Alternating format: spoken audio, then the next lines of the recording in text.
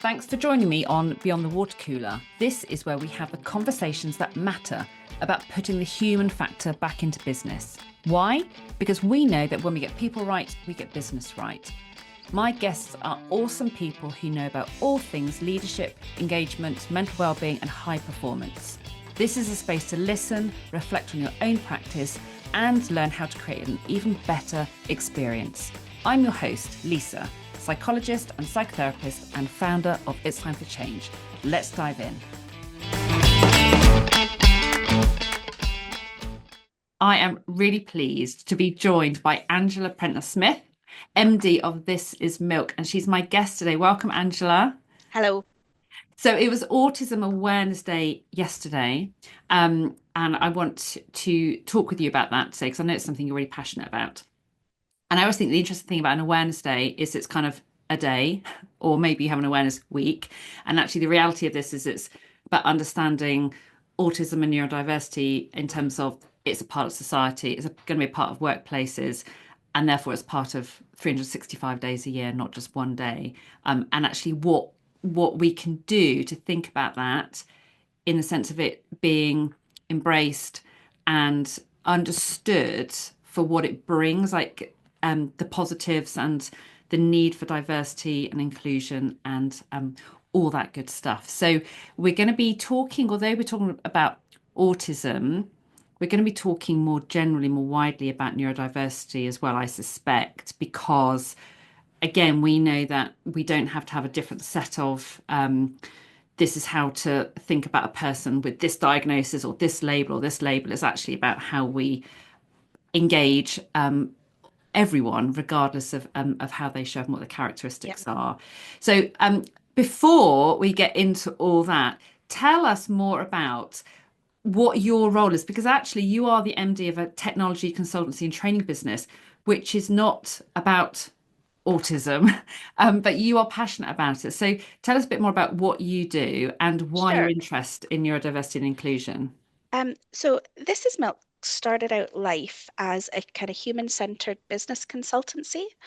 My vision was really about changing workplaces to be more human focused in the face of technology and in the face of digital. And this was coming from the background that I had, which was working on large scale transformation programs where they were trying to move to digital first propositions, but as organizations, they were not yet set up to be completely customer driven. Mm. And a lot of the internal dynamics were cultures based on, hierarchy and climbing the greasy pole rather than how are we going to achieve what we need to achieve. And I really felt like all of this needed to take a human-centered approach. The second angle to that was I had a really strong belief that organizations, and we're talking around like this was about 2008, 2009 at this point, that organizations were over focusing on the technology skills. So Mm. we had a lot of initiatives to get more developers. And I was like, but you're not looking at the other skills on a digital program. And we were in this weird world where UX was just becoming a thing and service design was just coming out. But then you had your more traditional business analysts, and it was like a turf war type thing. And I was like, this whole thing is wrong. So we need to be looking at the non-technical digital skills that we need in organizations. So the first couple of years were tough, like most startups. And I was a bit too early for the market. I'm always a bit too early for the market, to be honest. Mm. That's just kind of a theme. Trailblazer. Yeah, it's never good to be the trailblazer. You don't get the returns, right? I need to be second footing You things. get bored. Yeah, that is true. That is true. So the first kind of feedback we got was, Angela, we just want you to come in and do the job. So we ended up doing a lot of branding work. We did some digital strategies and we did some user research, that kind of thing. Um, then we got really busy. And what I found was I was stuck in a horrible situation of not being able to backfill myself to do the client work because nobody had the breadth of skills Mm, to look at digital across the piece. You know, people could do one thing and not the other. And to hire people that did have that breadth of skills, I couldn't afford them for what I was able to charge us out for. mm, So it was a completely unsustainable business model. And I wasn't happy. Also had cash flow problems because the client was never paying me on time. So I was like, I'm working my butt off and I'm seeing absolutely nothing. mm, This doesn't work. But what this does tell me is that there is a skills issue, right? mm, I'm not able to recruit because, people like me are like hen's teeth. So I downed tools at that point and I got a by design grant from Scottish Enterprise and I took out a funding circle loan and we developed what was then called the Digital Transformation Program. This is a long way to get you to the point about neurodiversity. Now, that set me off into the world of training and skills and future skills. So that was my kind of world at that point. Nearly shut the business that year, but right as things got really bad, we won 3 contracts and everything was good again. Such is the life of an yeah, entrepreneur, right? Like it's real highs yeah. and lows. So, life was good. And then 2020 hit. We were delivering a lot of work on consultancy. We were small but mighty. We were making good turnover. And then COVID hit. I was pregnant. And in the July, I had my daughter. So she was my second child. And it was 1 week later, I think, something like that, this CivTech challenge came out. And CivTech is a Scottish government procurement route, I suppose, where innovation challenges are put out to the public, and anyone that can start a business can propose an idea. And you then go through a vetting process, you join an accelerator, and anyway, everyone kept sending me this CivTech challenge that was about reinventing workplace learning for the future. And I was like, I've just had a baby. I don't want to start a tech business. Like, don't be ridiculous. But anyway, my right-hand man at work, Al, convinced me to do it. So we sat one night, 4 of us on a call. I had a baby in one arm and a glass of wine in the other, and we came up with the idea for what is now known as Neve Learning. Um, and the early idea of that was kind of like a Noom for learning that had kind of behavioral Mm, science behind it. Anyway, we won. We got on to the CivTech program. We kept winning the different rounds of it, and we ended up in the accelerator. So I had a 6-week-old baby. I came off maternity leave, and I joined the CivTech accelerator um, amongst a sea of tech boys, basically, mm, during COVID. So that was the kind of journey to get to that point. But then, where the neurodiversity came in, as we were doing our user research as part of the accelerator to really refine our proposition, what was coming out was things like, actually, this never worked for me. Workplace learning, education never worked for me because I'm dyslexic. Or they would be saying things like, I've never been able to work in that way. I can't focus. I've always done my own thing. And whether people were using a label such as, I have ADHD or I have dyslexia, or whether they were just explaining to us the uniqueness of their brain and mm, therefore their learning and how they learned, the commonality was actually the individuality. mm, So we pivoted the platform around inclusion and around the fact that everybody's brain works differently and we need to cater to that individuality, which is what Neve Learning is all about. Um, that is where the neurodiversity angle came in because at the same time, so at the same time that was happening, I was trying to get an ADHD diagnosis for my son, who was like 6 at the time, during COVID, and we were having real challenges with this. I had not yet put together neurodiversity and me. I had not actually gone, oh, wait a minute, that's my movement. Then when I got into it, I was like, oh, actually, the neurodiversity movement is about me. It is mm, about my family. We're a hot mess of this stuff. My husband's dyslexic and has OCD. My son has ADHD and dyslexia. I'm dyspraxic and I think ADHD, although I've never gone down a diagnosis route for that. And then, there's a whole host of other things with my mm, immediate family as well. And it was like a kind of penny dropped moment of going, right, okay. But what I love about the concept of neurodiversity is that it's inclusion, right? It is about everybody being different. And sometimes that's actually at odds with the community itself. And sometimes that's at odds with the language that we use, which is very much more about putting people in boxes and looking at people as kind of like, right, the dyslexics are over here, autistics are here. Whereas actually, the whole concept of the neurodiversity umbrella is that there's a place for everyone and it's Mm, to include everyone. Um, so that's the angle that I kind of come at with it, and also how I got into neurodiversity in the first place. And mm. from that, I suddenly became one of the most prolific speakers and writers on the topic in Scotland. And that was a pure accident. But here we are. Love it. But that it's a theme that I've noticed from, looking at your blogs and, you're on your website and LinkedIn and so on. It's a theme that definitely kind of flows through so much of what you do. So I'm not surprised you're that person who's the spokesperson in Scotland, because you're doing the very good and very necessary job of actually showing the relevance to everything. It's not a here's a separate thing that should be thought about over here by this person who's just thinking about that. It's like this is about real life, and whether it's It is. business or family life, whatever. This is about Mhm. is part of who we are. It's part Yep. of our makeup as a company or as a society. And actually, we just need to start having the conversations and joining the dots. Yeah, absolutely. I mean, ultimately, it's about inclusion and belonging and acceptance, right? And Mhm. less so about do you have a label? Yeah. Oh, And absolutely.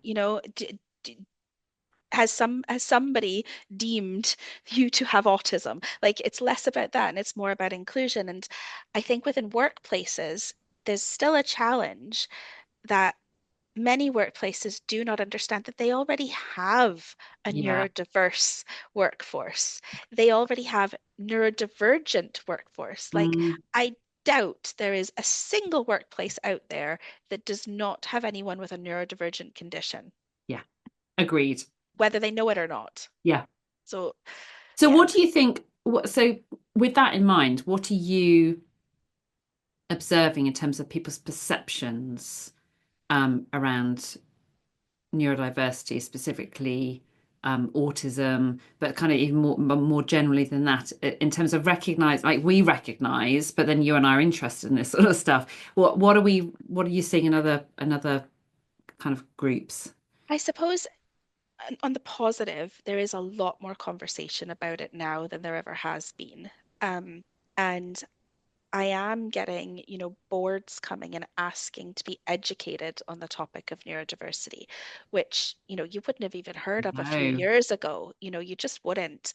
Um, so there is a lot. Some of this, I think, is driven through fear, um, Mm-hmm. fear of, being taken to a tribunal, for example, because Yeah. they are going up and up and up. Tribunals around Yeah. neurodiverse conditions is going up exponentially each year. Mm-hmm. As understanding and awareness raises, diagnosis rates are higher, which is good. There's a bit of a backlash against it as well, and you are seeing some horrible articles, particularly around ADHD, actually, around everybody having ADHD, everybody having autism, and this kind of thing. And that's not helpful. No. It's not. Um, and there is still, you still get the comments like you don't look autistic. Um, I would never have thought that's not autism, etc., from Mm-hmm. people completely unqualified to make those statements and not Mm-hmm. really understanding Mm-hmm. what autism is. Mm-hmm. There's then the debates around do you need a formal diagnosis or not? Can you self-label? Um, there's a lot of debates and the language. The language is a very hot topic within the community itself, which the irony of is there are many people with autism that are hyperlexic and obsessed with words and being accurate and literal.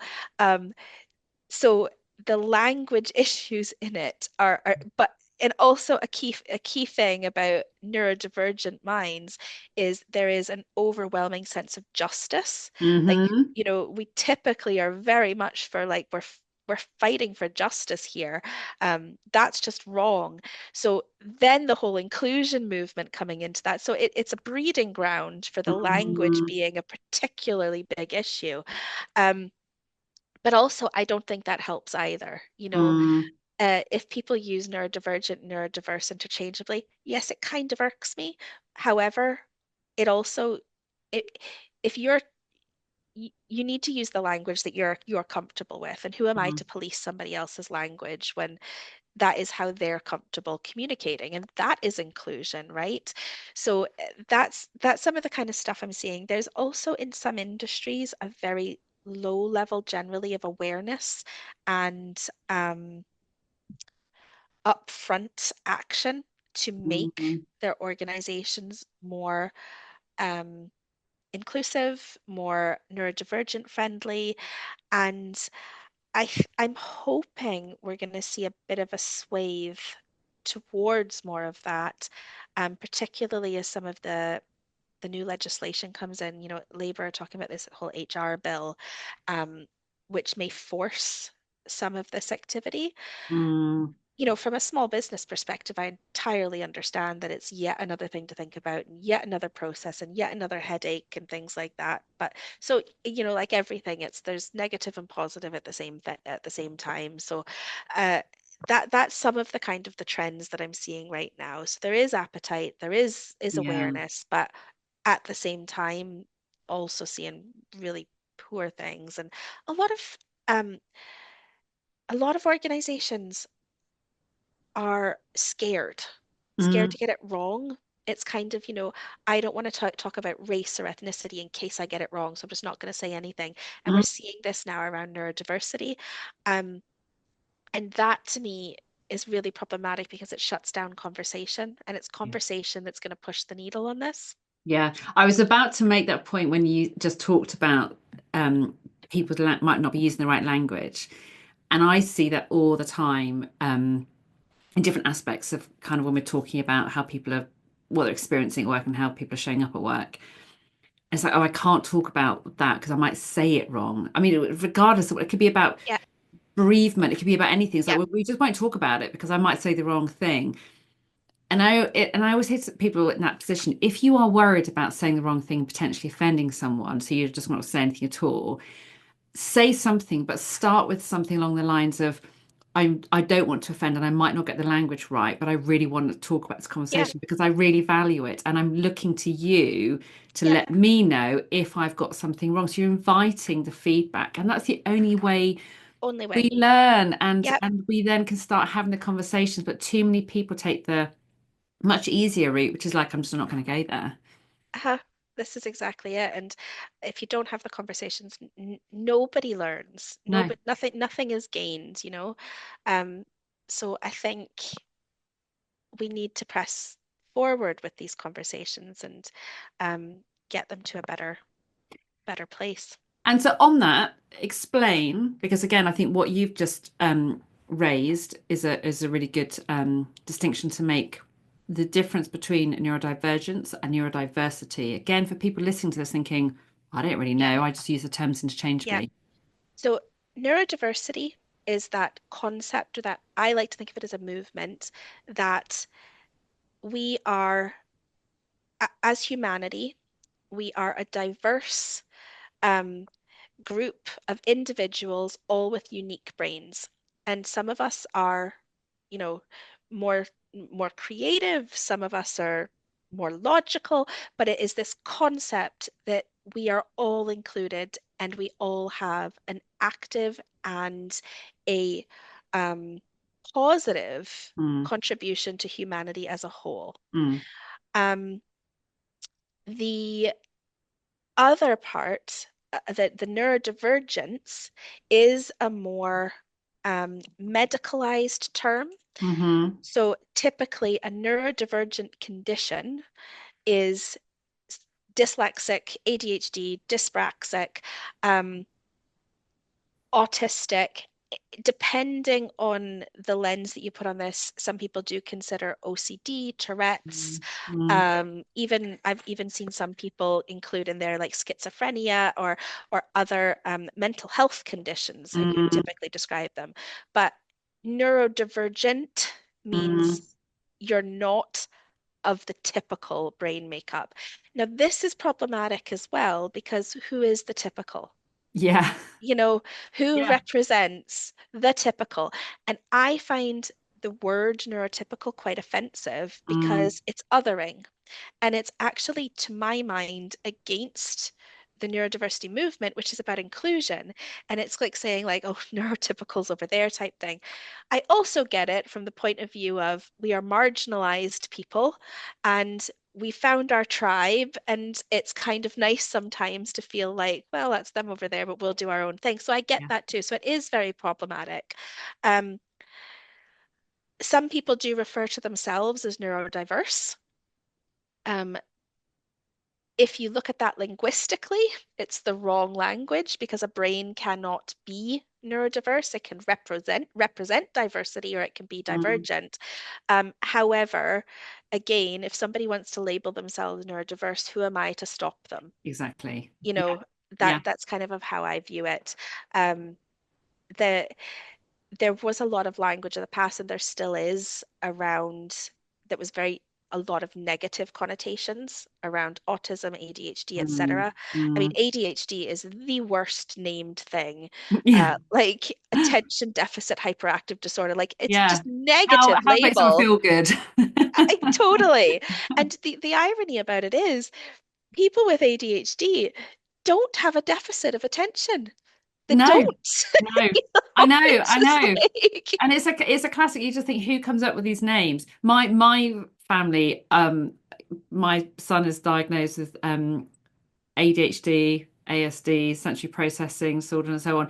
Again, yeah. we get all the comments like you would never know. Um, but again, he has the most amazing concentration. Like he can just focus, and it's about again, it goes back to that point about understanding Yeah, how people's brains work yeah, and and approaching people as individuals and finding out for them what their reality is like and what their strengths are and what they dislike and what they love and everything else. Because again, the problem with labels is that everyone makes assumptions, generalizations. It's like, oh yeah, I know someone else has got ADHD and therefore you'll be like them. yeah, Which is yeah. like as soon as you get rid of the label and you just go, right, just tell me about you, you get beyond all that kind of stereotyping. And that's good management and that's good leadership, Exactly. right? Let me get to understand you as a person and Yeah. how do I get the best out of you? Mm, Um, Maybe knowing that you have a label of a certain type might help in that because we can mm. have a formalized conversation around it. Um, that said, labels can be limiting. Yeah, exactly. And Mm, again, that goes back to that personal preference, isn't it? About do people like them? Do they not like them? And you just work with where someone's at and what feels right for them. yeah, exactly, exactly. And that like getting into that whole kind of self-labeling thing. Um, it doesn't if I have a formal diagnosis of dyspraxia, somebody else deciding that they also have dyspraxia doesn't take anything away from me, Mm, you know? And I kind of look at diagnosis because they are so hard to get as a mm, privilege. You know, mm. if you've actually managed to work through the bureaucracy, which is not neurodivergent friendly in No. any it's not human friendly, let alone neurodivergent friendly. If you've managed to have had the conditions that Mm, meant that you're able to get that diagnosis, I kind mm, of view that as a bit of a privilege, right? Because there are mm. so many people out there that th those certain conditions that get you on that pathway towards it haven't happened. Yeah. Um, so, okay, you can't call yourself dyspraxic because you've not managed to get the adult referral, which is never going to happen. It's like the Yeah. situation's never going to happen, and it does not take anything away from me. So what about then the sort of kind of the overlaps with autism and neurodiversity more Yeah. generally? So this is the interesting thing about it. So there are of the main sort of conditions under that neurodivergent umbrella, there are kind of common elements that are related to all of them. Mm-hmm. So sensory processing, as you mentioned with your son, that's a key one across Mm-hmm. all of them. We typically process sensory information differently than a typical brain. Um, Attention is another one. So although we kind of align that with ADHD, attention and differences in focus and working memory is common across all of them. Mm-hmm. Um, their sensitivity and anxiety and racing thoughts Mm-hmm. and over processing of information again are quite common across Mm-hmm. all. Um, there are things that we kind of use to put parameters around each of the buckets of, dyslexia, dyspraxia, ADHD, and autism. Um, the the problem is, where does one end and the other Yeah. start?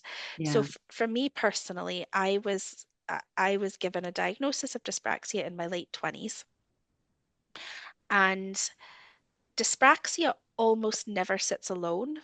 Mm, Yet, when I was assessed, nobody said to me, you should maybe go and be assessed for ADHD or autism as well. mm, It's just like, you've got your label, now you go away. They do mm, assess you for dyspraxia and dyslexia as an adult together, um, but not ADHD or mm, autism. But dyspraxia, the stats are something like 50% of people with dyspraxia meet the diagnostic criteria for ADHD, and mm, up to 80% of people with autism meet the diagnostic criteria for dyspraxia.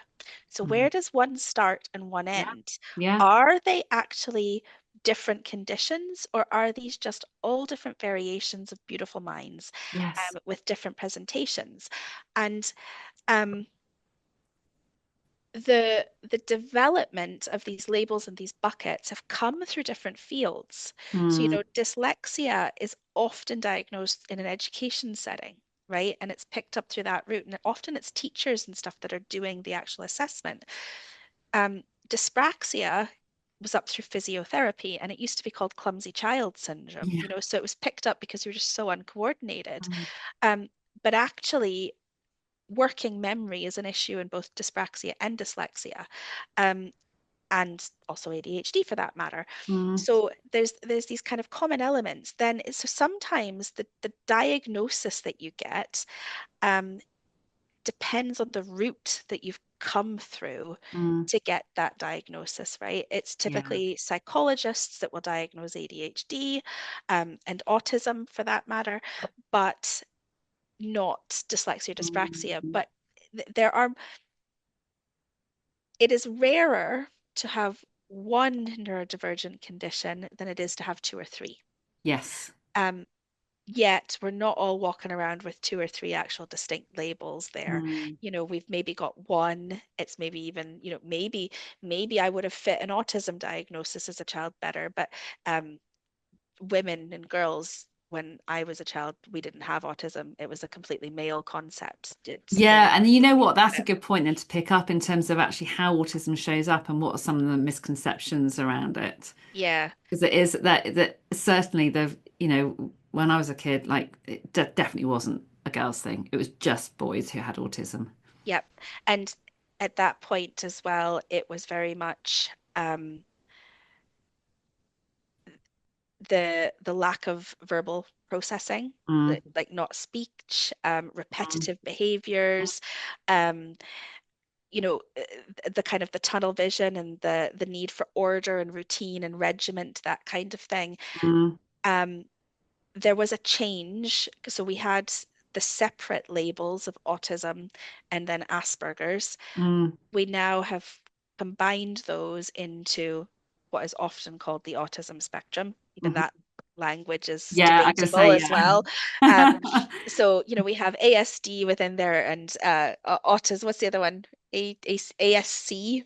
Um, so there's different variations Yeah. even within that label now of autism that weren't there before. Typically, if you were identified as an adult, it was labeled as Asperger's rather than autism. Mm, Um, Now, women and girls, it was actually very recently that women started being identified as autistic at all. Mm, Um, and we do present differently. We present differently typically. Not everybody, like this is the thing, we're all unique.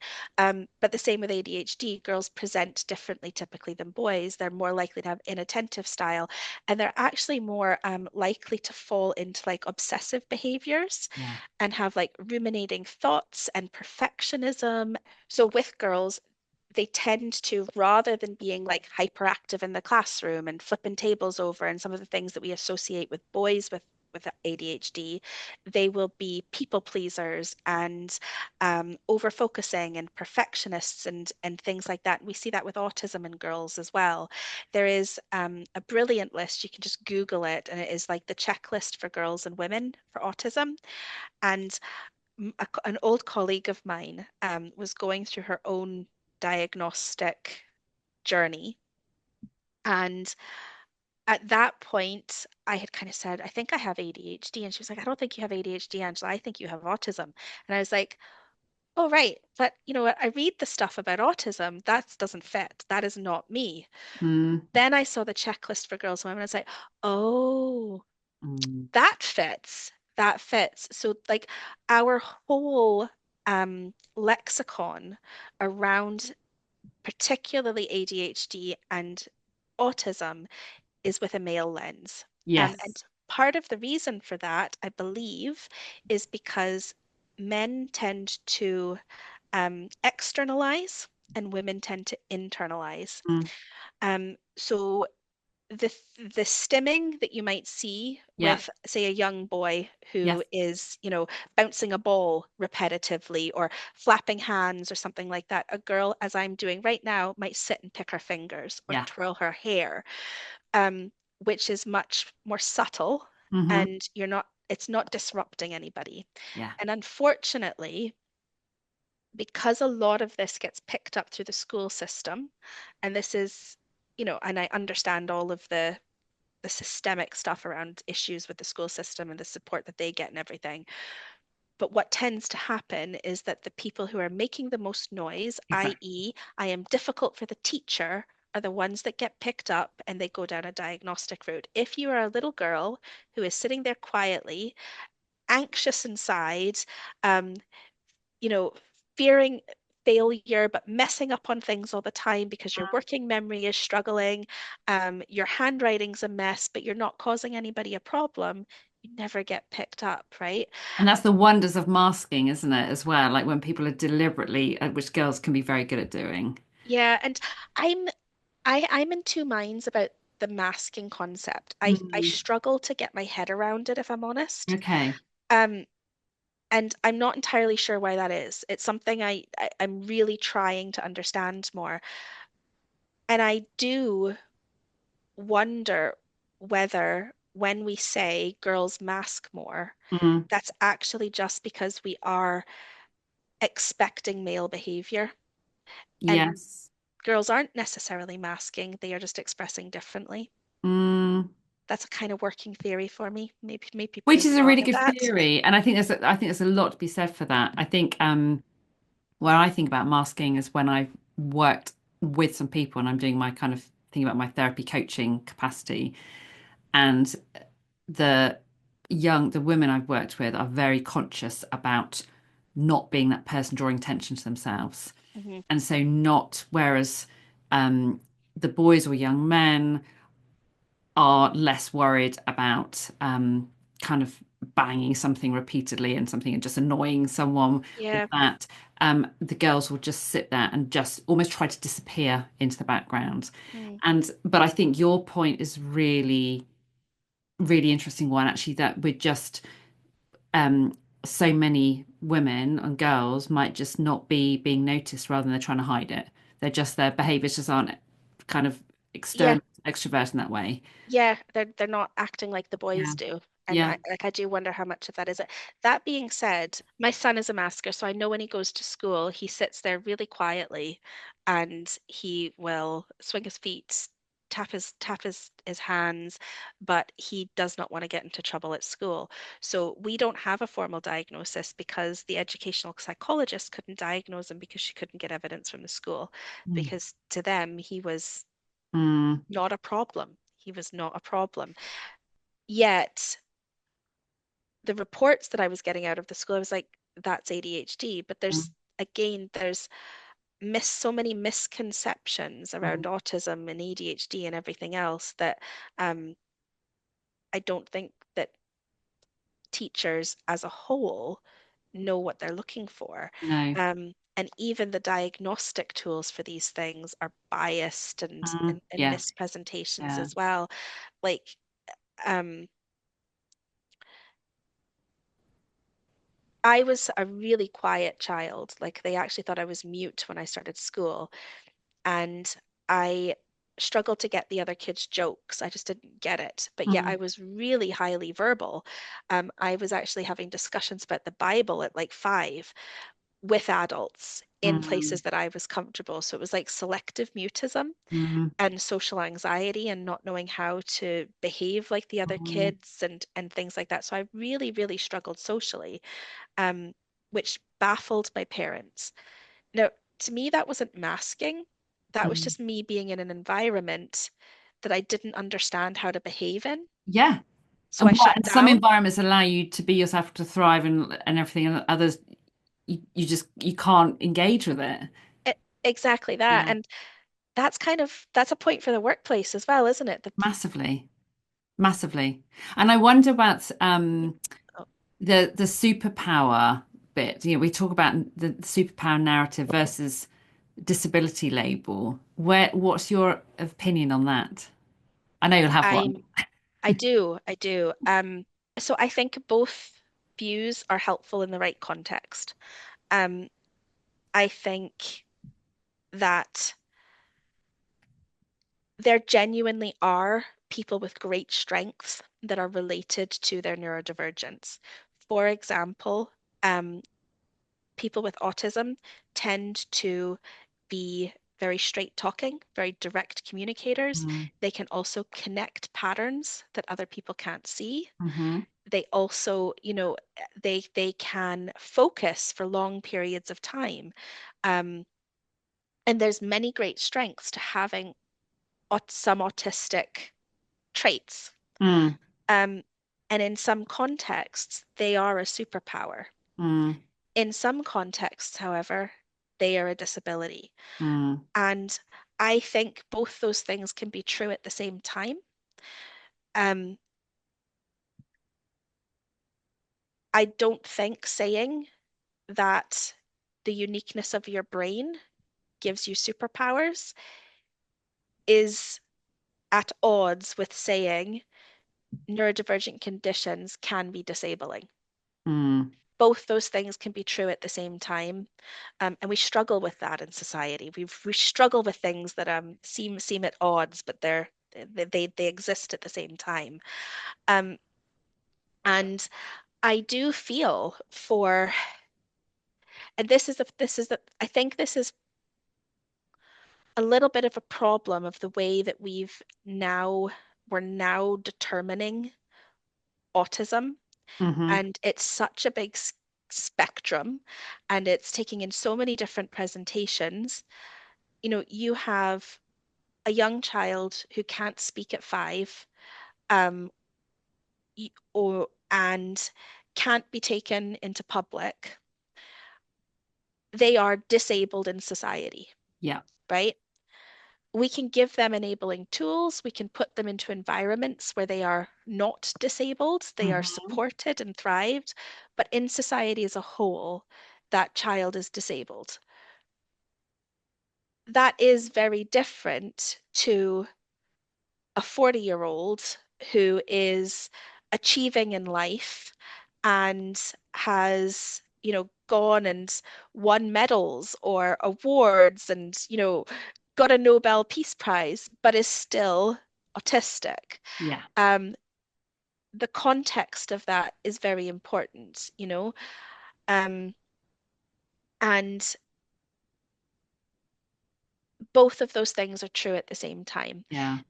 And there are unique things with neurodivergent brains that I think are fascinating, such as um, dyslexics typically read with the opposite side of their brain to everybody else.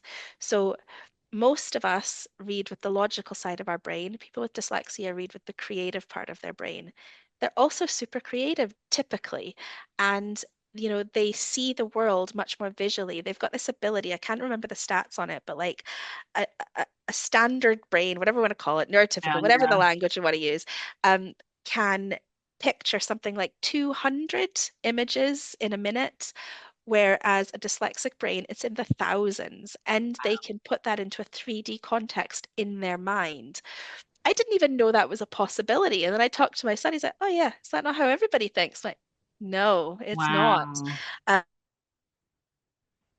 He three would have they painted and stuff, and he had all these like 3D junk sculptures, and my husband would go to pick him up on his bike and be like, how am I taking this home? Um, So there are Yeah. super strengths of neurodivergent brains, and there's a lot of theory around why different uh, neurotypes developed and are necessary in society. And I think so there is data that is suggesting that not only are we diagnosing more because of awareness, we are genuinely becoming more neurodivergent. There are more children being born that are considered autistic or ADHD that than there ever have been. Um, Mm. and anything might kind of tell us that we're actually evolving that way because Yes. that's what we need Yeah. for the But I world. think what you've just said is like that different neurotypes are necessary in society. Imagine if workplaces apply that to them. So different neurotypes are necessary for our workplace. It just Yeah, opens up the doors to the fact we need people who have different types of brain rather yeah, than anything else. It's just like it becomes a normal pattern of a good workforce, a healthy workforce to have the yeah, variation. yeah, absolutely. And um, I can't share the context of it or anything, but I recently Mm. did an interview with someone that said I would hire neurodiverse people if I had a job role for them. And I was like, You probably already have." Right. You Gosh. know, like you do Yeah. already. Like I'm certain you do. Um, But so so that brings nicely onto a point that I read in one of your blogs that you wrote back in December 23, which, and I'm going to just quote this little bit here. So, Sparta Global study revealed that 83% of neurodivergent employees reported feeling worried, nervous, and fearful about discussing their neurodiversity with their employers, which is a staggering number. Why do you think that is? um, so a few reasons. I think those of us in the workplace now, um, these labels were considered bad things. Mm, We have been conditioned that there was something wrong with us. mm, So we've then have to go into the workplace and kind of prove that we can do the job just as well as anybody else, despite the fact that we've got these failings, yeah. right? Despite the fact that we've got these horrendous ADHD labels and like let's not forget that most people's first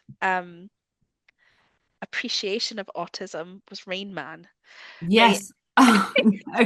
I know. And it's like where people if people are starting there, is their kind of understanding. It's like there's a long way to go. There is really a long way to go. Yeah. Um, so you're going with that baggage. Mm, Now, when you also think about the power dynamics that go on in the workplace, do you want to start a conversation with your boss about what is societally recognized as a failing on your part? mm, No. You want to prove that you can do the job despite this. hmm. Um, I think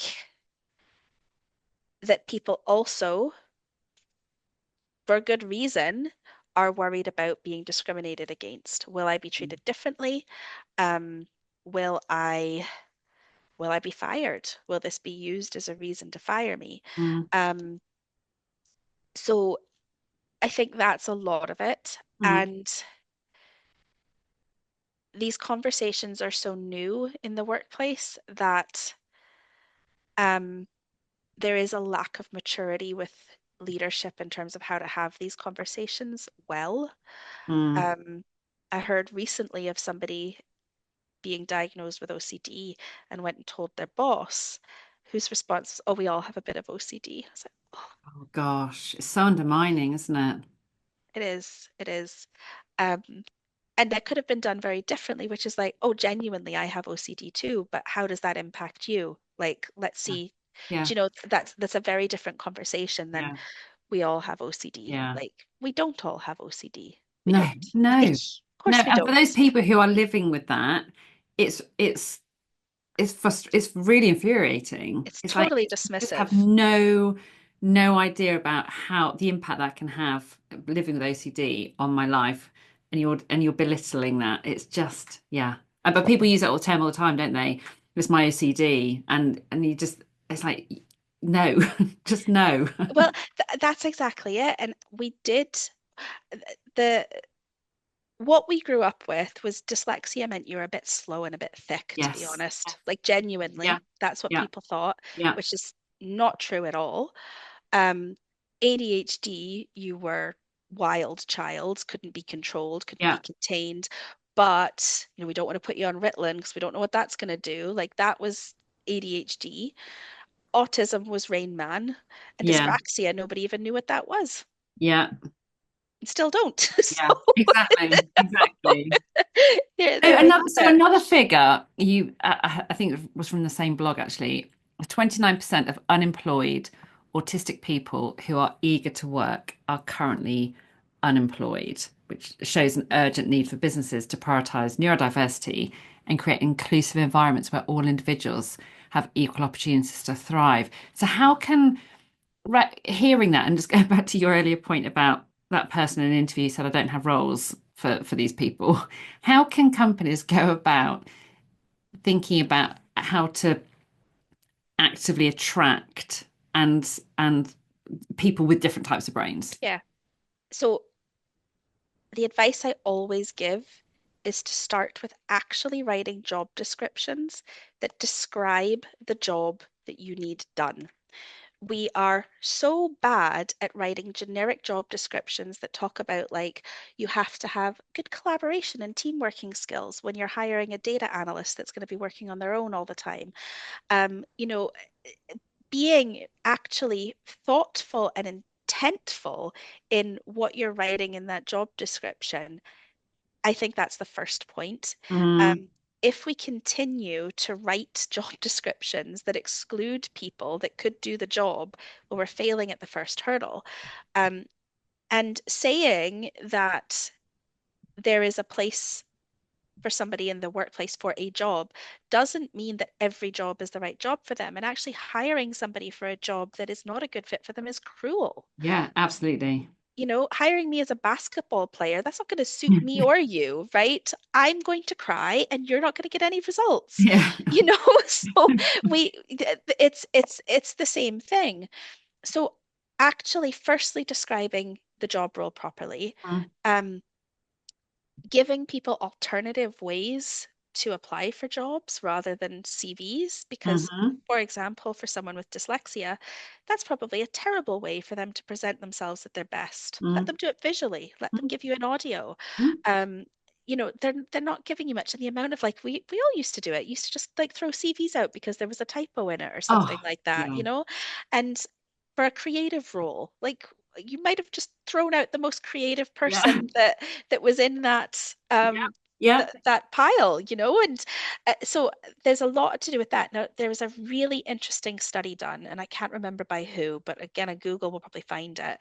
They did a study where they had a control group of applicants that were not autistic, um, go through job interviews, and then they had a group of people that identified as autistic. I think they actually had to be formally diagnosed, so they had autistic individuals. and they had them go through the interview, be verbally assessed, and then they took the transcripts and had the transcripts assessed separately.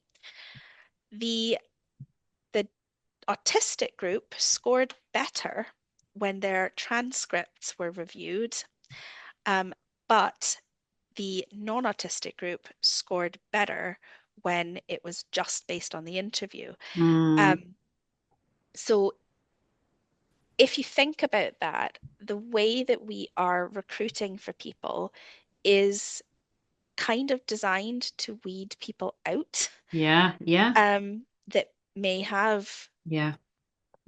different neurodivergent conditions. You get Mm, rid of the people with mm, dyslexia through the mm. CV, you get rid of the people with autism through your interview. That being said, some people with autism are brilliant at interviews because they can take in loads and loads of information about a certain subject, show up, and they can script themselves right the way through that and act as if they are the best person for that job. Yeah, So it's again, a lot of this stuff, what is the situation for one person is not yeah. necessarily, I can't say that all people with autism are terrible at interviews because that's not true either.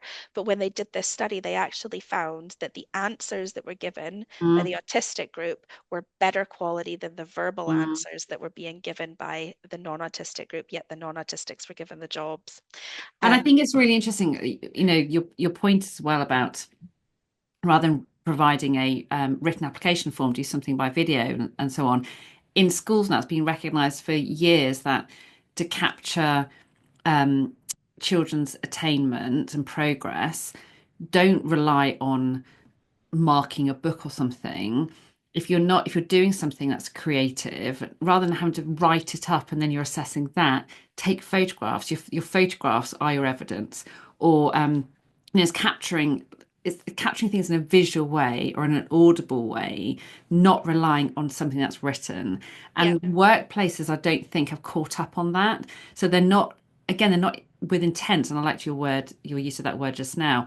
They're not seeking different ways of people being able to yeah, express themselves and provide the information. Of course, some companies will have very strict, and I've worked with a company who said, it's not good enough that people aren't being all completely aligned and being able to produce the same kind of quality report. So if the quality report is really important, obviously you've got to have certain types of people writing those reports. But actually, if the ideas going into the report are more important than how they are presented, then think about that. That is the purpose of that activity. So it's what's the yes. purpose What of is the it? purpose Yeah, exactly? What is the purpose of what we're yeah, doing? Um, and the workplace is still very dominated by verbal processing yeah. and extroversion. Mm, So we still all go into meetings and it's who can talk the loudest. mm, So there we just need to rethink how we get the best out of people. Um, and there are like technology allows for so much more of this now. We have meeting tools that allow for different types of communication all at the same time.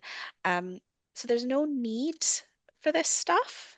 It's mm. just we do need a bit of a rethink, and we need to move um, the beyond the water cooler. So we need to move beyond our like the Rain Man and Yeah, yeah, yeah, yeah, the idea of ADHD of being an unruly boy. yeah. So, so I guess that brings us to a good place to kind of wrap up this conversation, which is about what are some of the things, the kind of takeaways, the lessons that people listening to this should be thinking about in terms of um, making workplaces more inclusive and being able to bring out the best in everyone. So, for example, you were just mentioning about different tools that can enable everyone to contribute to meetings and so on. And I guess if people want more information about that specifically, they can contact you. But what are some of the kind of practical strategies, Angela? Um, yeah, practical strategies. So they're transcribing meetings is a really easy thing to do Teams does it, Zoom does it, whatever tool you're using, there are specific softwares as well, like I think Phantom's one of them that transcribe things. Now I know not all workplaces are comfortable with that because they're worried about, Freedom of Information Acts and all the rest of it. However, from a neurodivergent support perspective, it's super helpful. It's Mm. really, really helpful because you're able to digest the information in another way. It's also great for inclusion from the perspective of parenting and, if you were off sick or anything else Mm. like that, there's no Mm. like, I wasn't at that meeting. I don't know what happened. Yeah. So that's a really, really simple one that helps everybody. Mm. Um, Another one is actually having flexibility in your workday.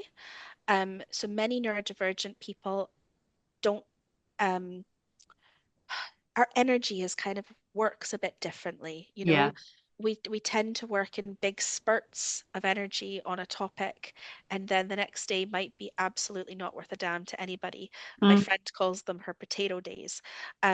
But in those days that you can work and you can focus and you land on that hyper focus, um, you'll get more work out of us than anybody else. You might get a whole Absolutely. team's worth of work done Yeah. in that one day by allowing us to have breaks. And like a Yeah. big problem for my son is in school, they don't let him have enough brain breaks. And Mm. he constantly complains about this. He's like, I just need a break. We're working too much.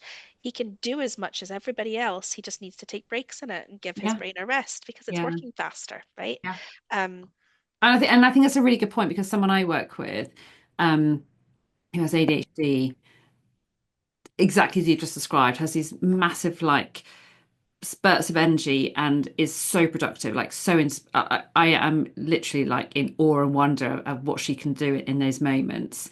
But then afterwards, there might be times when she is feeling flatter and can't engage, or if she's in an environment which is particularly noisy yeah, and there's so much grabbing her attention, that can be really tiring. So we'll have to then potentially, I don't know, postpone a meeting we had yeah. planned in the afternoon.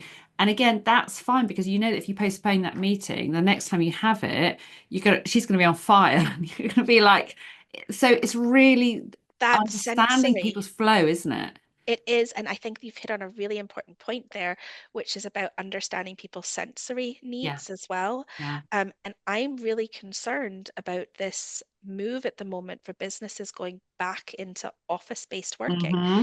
And now I'm not entirely against it. I do think we had benefit from that collaborative time. You got to know your team members better, Hmm. even just like the casual exercise Hmm. that you get going into the office are Yeah, all good things. yeah.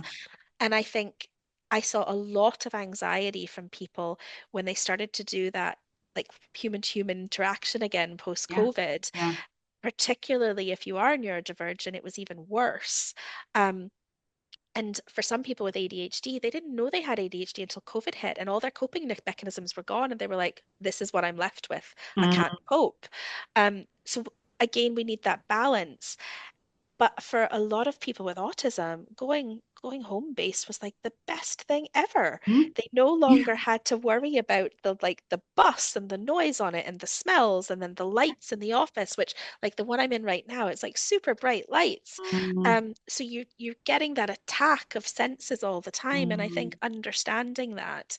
Um, Barclays have actually, I've not been in, but they've got a new campus in Glasgow, and they have actually designed it around the concept of neurodiversity. So they've got little places that you can go for quiet time. They've looked at like kind of noise reduction, light reduction, personalizing spaces and stuff. So I'm interested to see. But Mm. again, the office environment was like it wasn't designed for humans. Like stick us at a desk and strap us No. down. Like it wasn't. And I read a really good quote the other day that was around ADHD wasn't a problem until we told kids to sit down for 5 hours, 5 to 8 hours a day at a desk. Yes, yes, yes, yes. Exactly. And I think it reminds me of a saying that one of my friends who also has a son who's autistic used to say she was fed up of the systems that he was in, trying to make a square peg fit into a round hole. And she's like, I don't want to shave off the pointy corners. I actually like Oh, him being square. And he's in a system which is expecting him to be round. And it's like, why are we trying to make everyone so identical? And I think we've moved away from that now, but we're not. Workplaces aren't quite doing enough, and I think some of your examples are really practical. Have you got any others, Angela, that you really want to share before we Um, finish? really practically, from a management perspective, one simple question when you get a new report, how do you like to be managed? How can I get the best out of you? And again, that's better for everyone. So many of these things make things better for everyone, you Yeah. know? Um, so I think that because then somebody doesn't have to say to you, I have autism, therefore it Mm, means this. They can mm, just say, I really don't perform well in these conditions. If you can yeah. help me do this, I'll give you my best. Yeah. I love that question, and I'll often say to people to ask that question. And if it's even if it's not how do you want to be managed, but what can I do to make sure that you are feeling your best at work? So it's kind of the onus is on. I'm going to take some of that responsibility. And I don't Yeah. think if people ask that question more, it'd be like, wow, they genuinely can. They really want me to be able to engage and actually perform well, which is rather than I'm anticipating barriers. So it really sets a tone in a very different way, doesn't it? And it's so much better than saying, can you tell me about your conditions so that I can therefore make reasonable adjustments? Like, it Yeah, just, yeah, yeah, yeah, yeah. what Yes, can I do to help is a yeah, much nicer yeah, question, you exactly. know? Like, Angela, I have loved having this conversation with you. no, I thank you love so much, I Lisa. your passion for this really comes through. I love hearing your story about why you've got into this, and your personal perspective, and just what just having the kind of broader conversation around actually what this means and how we need to rethink it. So I'm so very grateful for your time.